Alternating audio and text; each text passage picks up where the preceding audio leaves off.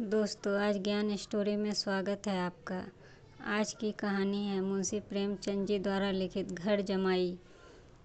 हरिधन जेठ की दोपहरी में ऊख में पानी देकर आया और बाहर बैठा रहा।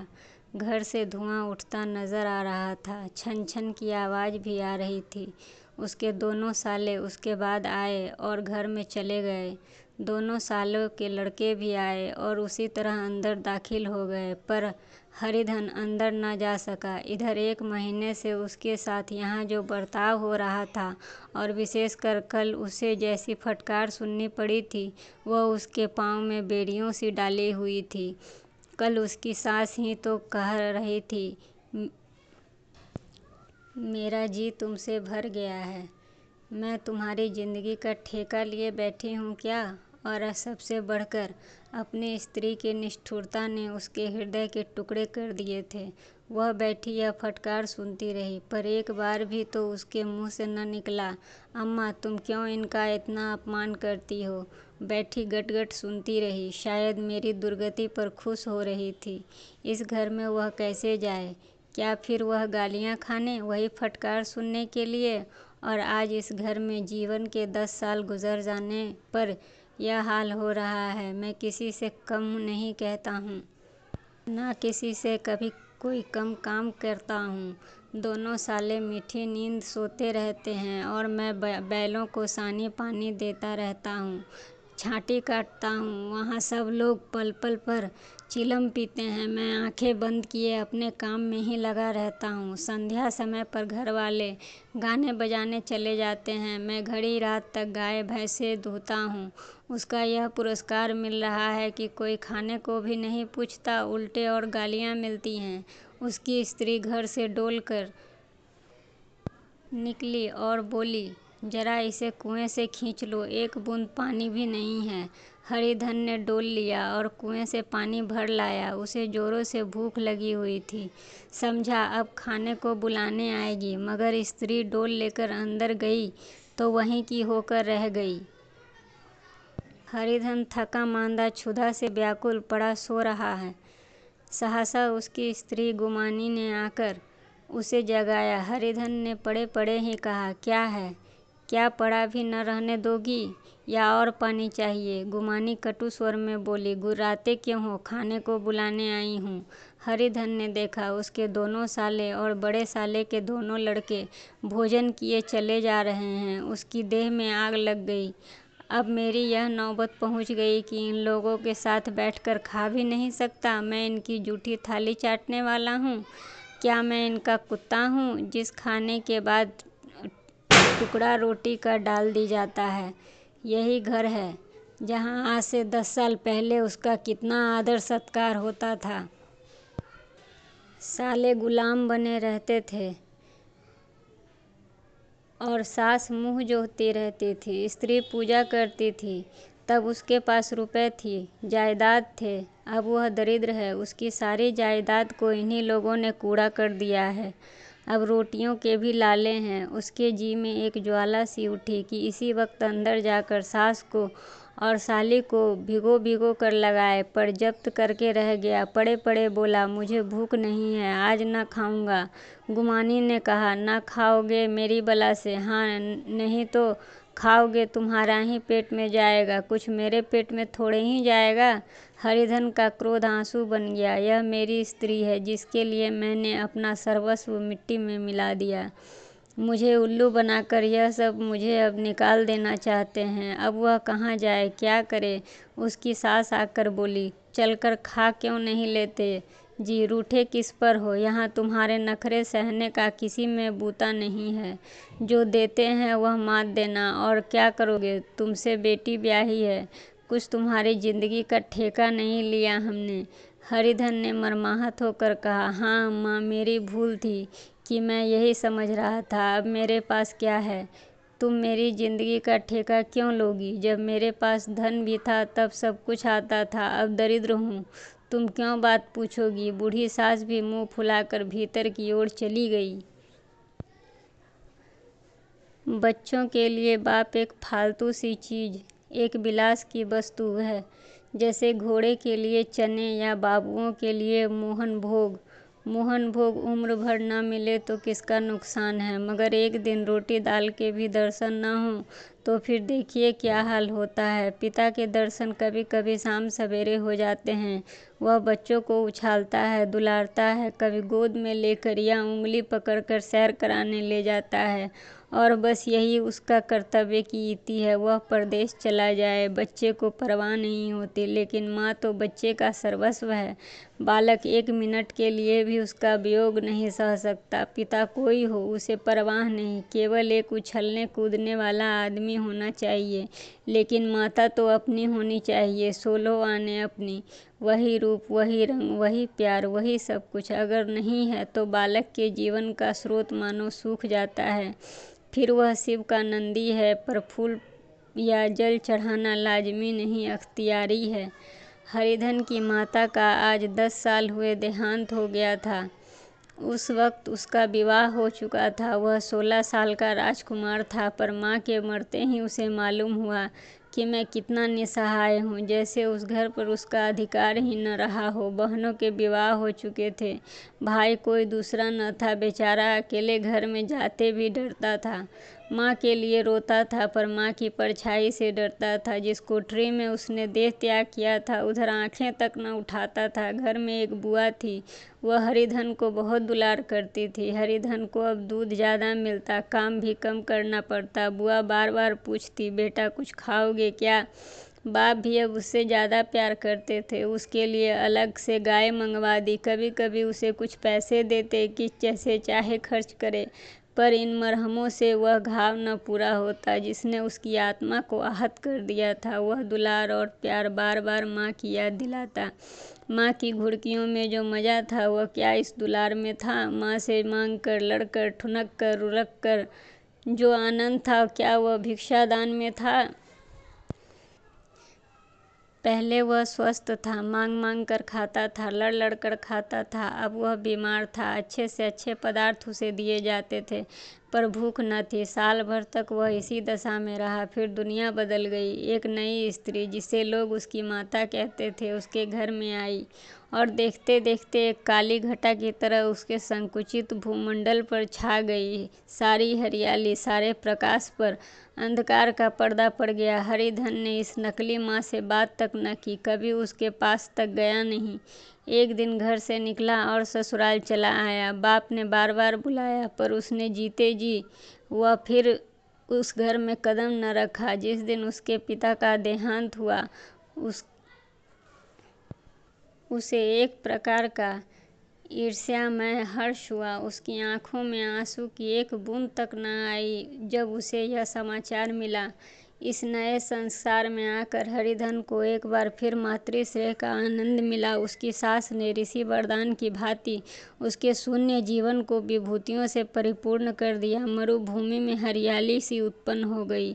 सालियों की चुहल में, सास के स्नेह में, सालों के बाक विलास में और स्त्री के प्रेम में उसके जीवन की सारी आकांक्षाएं ही पूरी हो गईं। सास कहती, बेटा तुम इस घर को अपना ही घर समझो, तुम ही मेरे आंखों के तारे हो। वह कहती, अपने लड़कों को, बहुओं को, सब की शिकायत करती। वह दिल में समझता था, सासू जी मुझे अपने बेटों से भी ज़्यादा प्यार करती हैं।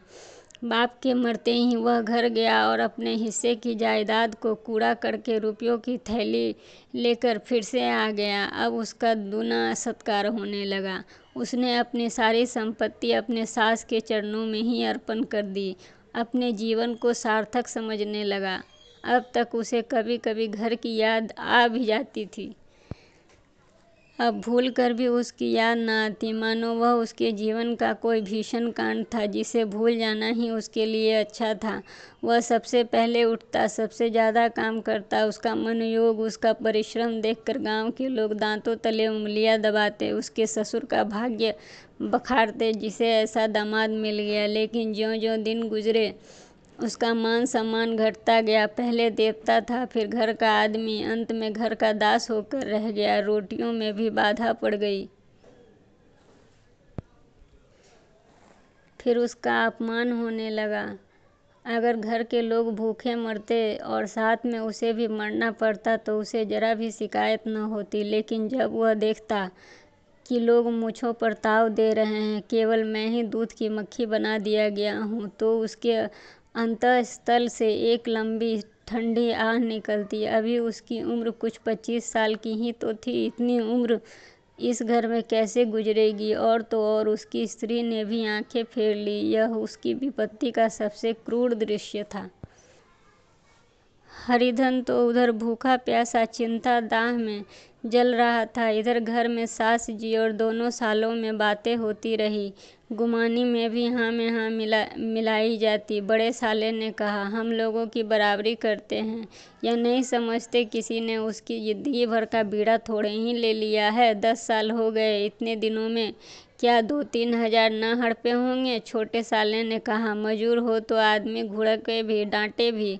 अब इनसे कोई क्या कह सकता है। न जाने कब इनसे पिन छूटेगा या नहीं। अपने दिल में समझते होंगे मैंने 2,000 रुपये नहीं दिए हैं। यह नहीं समझते कि उनके 2,000 रुपये कब उड़ चुके हैं। 1.25 सेर तो 1 जून को चाहिए। सास गंभीर भाव से बोली, भारी खुराक है। गुमानी माता के सिर से जूं निकल रही थी। सुलगते हुए हृदय से बोली, निकम्मे आदमी को खाने के सिवा और काम के सिवा रहता ही क्या है। बड़े बड़े खाने की कोई बात नहीं, जिसको जितनी भूख हो उतना ही खाए, लेकिन कुछ पैदा करना चाहिए। यही नहीं समझते कि पहुनई में किसके दिन कटे हैं। छोटे, मैं तो एक दिन कह दूंगा। अब आप अपनी राह लीजिए। अपना कर्जा नहीं खाया है मैंने। गुमानी घर वालों की ऐसी ऐसी बातें सुनकर अपने पति से द्वेष करने लगी थी। अगर वह बाहर से 4 पैसे लाता तो इस घर में उसका कितना मान सम्मान होता। वह भी रानी बनकर रहती। न जाने क्यों कहीं बाहर जाकर कमाते। उसकी नानी मरती है। गुमानी की मनोवृत्तियाँ अभी तक बिल्कुल बालपन की सी थी। उसका अपना कोई घर न था। उसकी घर का हित अहित उसके लिए भी प्रधान था। वह भी उन्हीं शब्दों में विचार करती। इस समस्या को उन्हीं आंखों से देखती जैसा उसके घर वाले देखते थे। सच है, 2,000 रुपये में क्या किसी का मोल ले लेंगे। 10,000 में 10 साल होते तो कोई बात थी। 10 साल में केवल 2,000 रुपये होते ही क्या हैं। 200 ही तो हुए साल भर के। क्या 2 आदमी साल भर में 200 भी ना खाएंगे। फिर कपड़े लत्ते दूध घी सब कुछ तो है। 10 साल हो गए, एक पीतल का छल्ला तक नहीं बना है। घर से निकलते हैं तो जैसे इनके प्राण निकलते हैं। जानते हैं जैसा पहले पूजा होती है वैसी जन्म भर होती रहेगी। यह नहीं सोचते कि पहले बात और थी, अब बात और है। बहू ही पहले ससुराल जाती है तो उसका कितना महानतम होता है। उसके डोली से उतरते ही बाजे बजते हैं। गांव मोहल्ले की औरतें उसका मुंह देखने आती हैं और रुपए देती हैं। महीनों उसने घर से अच्छा खाना मिलता है, अच्छा पहनने को मिलता है, कोई काम नहीं लिया जाता। लेकिन 6 महीने बाद कोई उसकी बात भी नहीं पूछता। वह घर भर की लौड़ी हो जाती है। उनके घर में तो वह ही गति हो गई है। फिर काहे का रोना। जो कहो, मैं तो काम करता हूँ तो तुम्हारी भूल है, मजूर है। और बात उसे आदमी डांटता भी है, मारता भी है। जब चाहता है रखता है, जब जी चाहता है निकाल देता है, कसकर काम लेता है। यह नहीं कि जब जी में आया कुछ काम किया और जब जी में आया पढ़कर सो रहे हैं। हरिधन भी पड़ा अंदर अंदर सुलग रहा था कि दोनों साले बाहर आए हैं। और बड़े साहब बोले, भैया उठो, तीसरा पहर ढल गया, कब तक सोते रहोगे, सारा खेत पड़ा है। हरिधन चट से उठ बैठा और तीव्र स्वर में बोला, क्या तुम लोगों ने मुझे उल्लू समझ लिया है। दोनों साले हक्के बक्के हो गए। जिस आदमी ने अभी तक जबान नहीं खोली थी, हमेशा गुलामों की तरह हाथ बंधे हाजिर रहता था, वह आज एकाएक इतना अभिमानी कैसे हो गया। उसने उनको चौंका देने के लिए यह बात कही थी। उसे कुछ जवाब न सूझा। हरिधन ने देखा इन दोनों के कदम उखड़ गए हैं तो एक धक्का और देने की उससे प्रबल इच्छा हुई। वह अपने आप को रोक न सका। उसी ढंग से फिर बोला, मेरी भी आंखें हैं, मैं अंधा नहीं हूँ, न मैं बहरा हूँ। छाती फाड़ कर काम करूँ और उस पर कुत्ता समझा जाऊँ, ऐसे गधे कहीं और होंगे। अब बड़े साले भी गरम पड़े, तुम्हें किसी ने यहाँ बांध तो नहीं रखा। हरिधन लाजवाब हुआ, कोई बात नहीं सूझी। बड़े ने फिर उसी ढंग से कहा, अगर तुम यह चाहो कि जन्म भर पाहुन बने रहो और तुम्हारा वैसा ही आदर सत्कार होता रहे तो हमारे बस की बात नहीं। हरिधन की आंखें निकाल कर कहने लगा, क्या मैं तुम लोगों से कम काम करता हूँ? बड़े, यह कौन कहता है? हरिधन, तो तुम्हारे घर की यह नीति है कि जो सबसे ज़्यादा काम करे वही भूखा मारा जाए। बड़े, तुम खुद खाने नहीं गए, क्या कोई तुम्हारे मुंह में कौर डाल देता? हरिधन ने होठ चबाकर कहा, मैं खुद खाने नहीं गया, कहते तुम्हें लाज नहीं आई? नहीं आई थी बहन तुम्हें बुलाने क्या? हरिधन की आंखों में खून उतर गया, दांत पीस कर रह गया वह। छोटे साले ने कहा, अम्मा भी आई थी, तुमने कह दिया मुझे भूख नहीं है, तो क्या करती? सास भीतर से लपकी चली आ रही थी। यह बात सुनकर बोली, कितना कहकर हार गई, कोई उठे न तो मैं क्या करूं? हरिधन ने विष, खून और आग से भरे हुए स्वर में कहा, मैं तुम्हारे लड़कों का जूठा खाने के लिए हूँ क्या? मैं कुत्ता हूँ कि तुम लोग खाकर मेरे सामने रूखी सूखी रोटी फेंक दिया करो? बुढ़िया ने ऐंठ कर कहा, तो क्या तुम लड़कों की बराबरी करोगे? हरिधन परास्त हो गया। बुढ़िया के एक ही वाक्य के प्रहार ने उसका सारा काम तमाम कर दिया। उसकी तनी हुई भवें ढल पड़ी, आंखों की आग बुझ गई, फड़कते हुए नथुने शांत हो गए। किसी आहत मनुष्य की भांति वह जमीन पर गिर पड़ा। क्या तुम मेरे लड़कों की बराबरी करोगे? यह वाक्य एक लंबे भाले की तरह उसके हृदय में चुभता चला गया। न हृदय का अंत था न उस भाले का। सारे घर ने खाया पर हरिधन न उठा। सास ने मनाया, सालियों ने मनाया, ससुर ने मनाया, दोनों साले मनाकर हार गए। हरिधन न उठा। वह वहीं द्वार पर एक टाट पर पड़ा था, उसे उठाकर सब अलग कुएं पर ले गए और जगत पर बिछा कर पड़ा रहा। रात भीग चुकी थी। अनंत आकाश में उज्ज्वल तारे बालकों की भांति क्रीड़ा कर रहे थे। कोई नाचता, कोई उछलता, कोई हंसता था, कोई आंखें मिचकाकर फिर खोल देता था। रह रह कर कोई साहसी बालक सपटा भरकर एक पल में उसके विस्तृत क्षेत्र को पार कर लेता था और न जाने कहाँ छा जाता था। हरिधन को अपना बचपन याद आया, जब वह इसी तरह क्रीड़ा किया करता था। उसकी बाल स्मृतियाँ उन्हीं चमकीले तारों की भांति प्रज्वलित हो गईं। वह अपना छोटा सा घर, वह आम का बाग जहाँ वह केरियाँ चुनता था, वह मैदान जहाँ वह कबड्डी खेला करता था, सब उसका याद करने लगे। फिर अपनी स्नेहमयी माता की सदैव मूर्ति उनके सामने खड़ी हो गई। उन आँखों में कितनी करुणा थी, कितनी दया थी। उसे ऐसा जान पड़ा मानो माता की आँखों में आंसू भरे हों। उसे छाती से लगा लेने के लिए हाथ फैलाए उसकी ओर चली आ रही हैं। वह उस मधुर भावना में अपने को भूल गया। ऐसा जान पड़ा मानो माता ने उसे छाती से लगा लिया है और उसके सिर पर हाथ फेर रही हैं। वह रोने लगा, फूट फूट कर रोने लगा। उसी आत्मसम्मोहित दशा में उसके मुंह से यह शब्द निकल गए, अम्मा तुमने मुझे भुला दिया। देखो तुम्हारे प्यारे लाल की क्या दशा हो रही है। कोई उसे पानी भी नहीं पूछ रहा है। क्या जहाँ तुम हो वहाँ मेरे लिए भी जगह नहीं है? सहसा गुमानी ने आकर पुकारा, क्या सो गए तुम? ऐसे भी क्या राक्षसी नींद? चलकर खा क्यों नहीं लेते? कब तक कोई तुम्हारे लिए बैठा रहेगा? हरिधन उस कल्पना जगत से क्रूर प्रत्यक्ष में आ गया। वही कुएं की जगत थी, वही फटा हुआ टाट। गुमानी सामने खड़ी कह रही थी, कब तक कोई तुम्हारे लिए बैठा रहेगा? हरिधन उठ बैठा और मानो तलवार म्यान से निकाल कर बोला हो, भला तुम्हें मेरी सुध आई? मैंने कह दिया तो था कि मुझे भूख नहीं है। गुमानी, तो कितने दिन तक ना खाओगे? अब इस घर का मैं पानी भी ना पीऊँगा। तुझे मेरे साथ चलना है या नहीं? दृढ़ संकल्प से भरे हुए इन शब्दों को सुनकर गुमानी सहम उठी। बोली, कहाँ जा रहे हो? हरिधन ने मानो नशे में कहा, तुझे इससे क्या मतलब? मेरे साथ चलेगी या नहीं? फिर पीछे से न कहना कि मुझे कहा भी नहीं। गुमानी आपत्ति के भाव से बोली, तुम बताते क्यों नहीं कहाँ जा रहे हो? तुम मेरे साथ चलोगी या नहीं? जब तक बता न दोगे मैं न जाऊंगी। तो मालूम हो गया तू नहीं जाना चाहती। मुझे इतना ही पूछना था, नहीं तो अब तक मैं आधी दूर निकल गया होता, कहकर उठा और अपने घर की ओर चला। गुमानी पुकारती रही, सुन लो जरा सुन लो, पर उसने फिरकर भी न देखा। 30 मील की मंजिल हरिधन ने 5 घंटों में तय की। जब वह अपने गांव की अमराइयों के सामने पहुंचा तो उसकी मातृ भावना उषा की सुनहरी गोदों में खेल रही थी। उन वृक्षों को देखकर उसका विह्वल हृदय नाचने लगा। मंदिर का सुनहरा कलश देखकर वह इस तरह दौड़ा मानो छलांग में उसके ऊपर जा पहुंचेगा।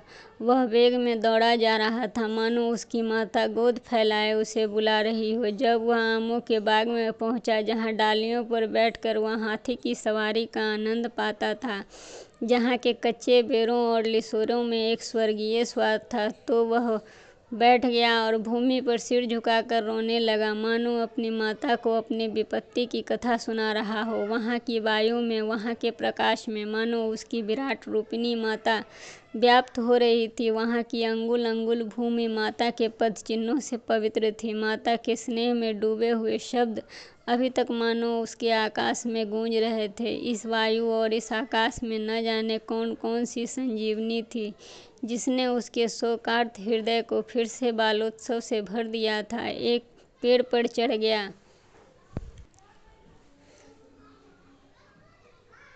और अधर से आम तोड़ तोड़ कर खाने लगा। सास का वह कठोर शब्द, स्त्री का वह निष्ठुर आघात, वह सारा अपमान उसे भूल गया। उसके पांव फूल गए, तलवों में जलन हो रही थी, पर इस आनंद में उसे किसी बात का ध्यान न था। सहसा रखवाले ने पुकारा, वह कौन ऊपर चढ़ा है रे? उतर, नहीं तो अभी ऐसा पत्थर खींचकर मारूंगा कि वहीं ठंडे हो जाओगे। उसने कई गालियां भी दी। इसी फटकार और इन गालियों में इस समय हरिधन को अलौकिक आनंद मिल रहा था। वह डालियों में छिप गया, कई आम काट काट कर नीचे गिराए और जोर जोर से ठट्ठा मारकर हंसा। ऐसी उल्लास भरी हंसी उसे बहुत दिन से ना हंसी होगी।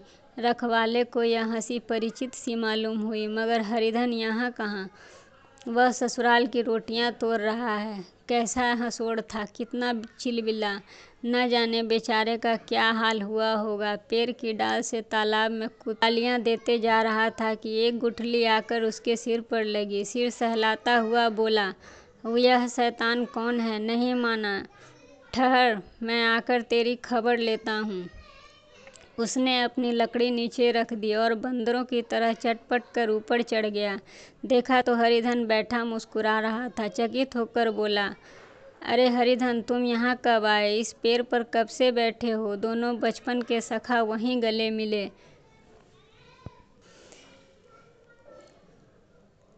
अब यहाँ आ गए हो तो चलो घर चलो। भले आदमी, क्या वहाँ आम भी मयसर न होते थे? हरिधन ने मुस्कुरा कर कहा, मंगरू, इन आमों में जो स्वाद है वह कहीं के आमों में नहीं। गांव का क्या रंग ढंग है मंगरू, सब चैन चान है भैया।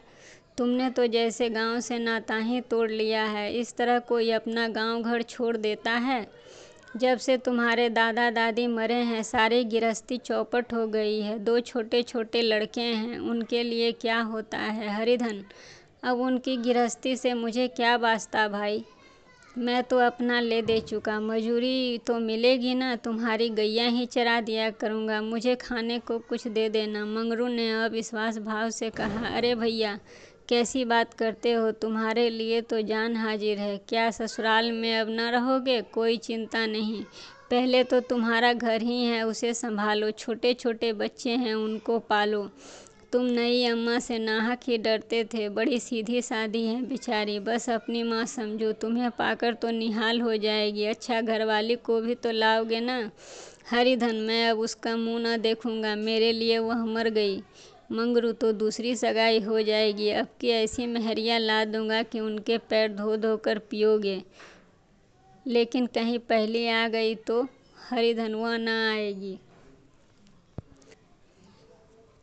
हरिधन अपने घर पहुंचा तो दोनों भाई भैया आए कहकर भीतर से दौड़े आए और माँ को खबर दी। उस घर में कदम रखते ही हरिधन को ऐसी शांति मिली कि मानो वह अपनी माँ के ही गोद में बैठा हो। इन दिनों ठोकरे खाने से उनका हृदय कोमल हो गया था। जहाँ पहले अभिमान था अब वहाँ आग्रह था, हेकड़ी थी अब वहाँ निराशा थी, पराजय और याचना थी।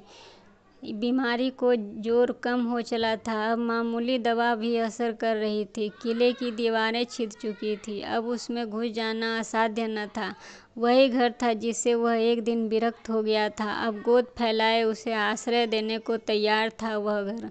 हरिधन का निर्विलंब मन यह आश्रय पाने को मानो तृप्त हो गया था। शाम को बीमाता ने कहा, बेटा तुम घर आ गए, हमारे धन्य भाग। अब इन बच्चों को पालो। माँ का नाता नहीं सही, बाप का नाता तो है ही। मुझे एक रोटी दे देना बस, खाकर किसी कोने में पड़ी रहूँगी, मेरा गुजारा हो जाएगा। तुम्हारी अम्मा से मेरी बहन का नाता है, उस नाते से तुम मेरे ही लड़के हो। हरिधन ने मातृ विह्वल आँखों से बीमाता के रूप में अपनी माता के दर्शन किए। घर के एक एक कोने से मातृ स्मृतियों की छटा चांदनी की भांति छिटकी हुई थी। बीमाता का प्रौढ़ मुखमंडल भी उसी छटा से रंजित था। दूसरे दिन हरिधन फिर कंधे पर हल रखकर अपने खेत को चला। उसके मुख पर वह उल्लास था और आंखों में गर्व। अब वह किसी का आश्रित नहीं, आश्रयदाता नहीं, किसी के द्वार का भिक्षुक नहीं, अपने घर का रक्षक है। एक दिन उसने सुना गुमानी ने दूसरा घर कर लिया। माँ से बोला, तुमने सुना काकी, गुमानी ने घर कर लिया। काकी ने कहा, घर क्या कर लेगी, ठट्ठा है, बिरादरी में ऐसा अंधेर है, पंचायत नहीं अदालत तो है। हरिधन ने कहा, नहीं काकी, बहुत अच्छा हुआ।